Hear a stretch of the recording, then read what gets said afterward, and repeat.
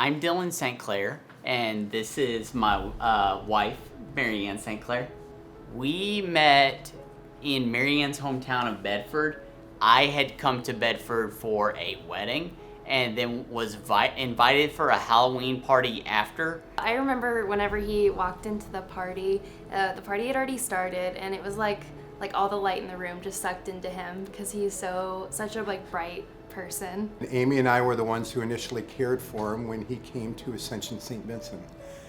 At the time, Dylan was 30 years old, and he worked as a billing specialist at a local medical group, and he's walking into work one day, and all of a sudden this huge box flies out of nowhere, strikes him in the head, and knocks him to the ground unconscious. So Dr. Sartorius told me that it was serious, that he wasn't going to lie to me, but that Dylan was really young, so not to give up any hope. He emergently is transported to Ascension St. Vincent Hospital. Our team at Goodman Campbell, Brain and Spine, sees him immediately.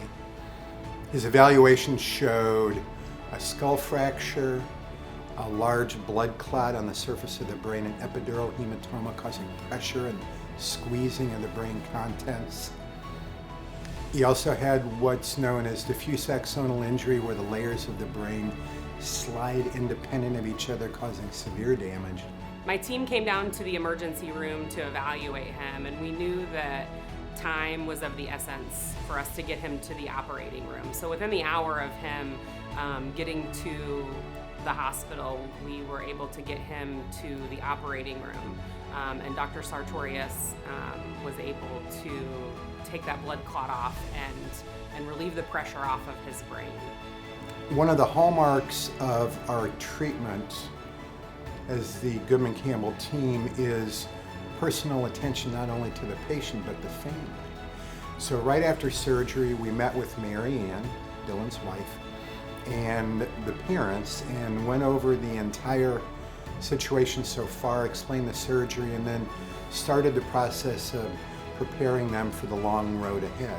One of the nurses made me feel really, really safe in a time where nothing felt safe at all. And she said, "I can see in your eyes that you need him in your life, so of course I'm gonna take good care of him." And it just made a really, really big difference. And then the first time Dylan followed commands, I think I started having a little more hope, because I knew that he was in there and he could hear and understand what was going on.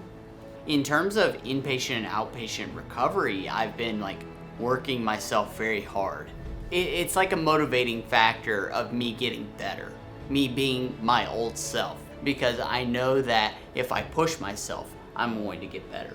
We just always try to be nice to each other, and I think we're each other's biggest cheerleaders. We just like helping each other. Yeah, we're a team. Both the patient and the family have to want to get better. They have to have hope. They have to persevere. They have to work really hard at this. And Dylan certainly did. And Mary Ann was a tremendous source of support the entire time. And they've always been thankful for where he was at any given moment, and always looked forward to a brighter future.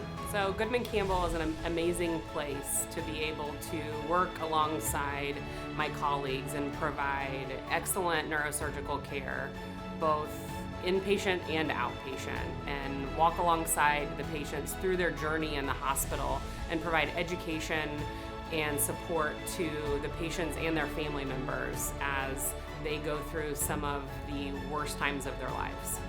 The staff just made me feel so safe, and that is such a special thing. And I think being a nurse and now being able to go back to work, it's changed my perspective completely on my career, where I'm if I can make people feel 10% better when they're going through something terrible, then that's such a beautiful gift to give to somebody. And Dr. Sartorius and the team definitely did that.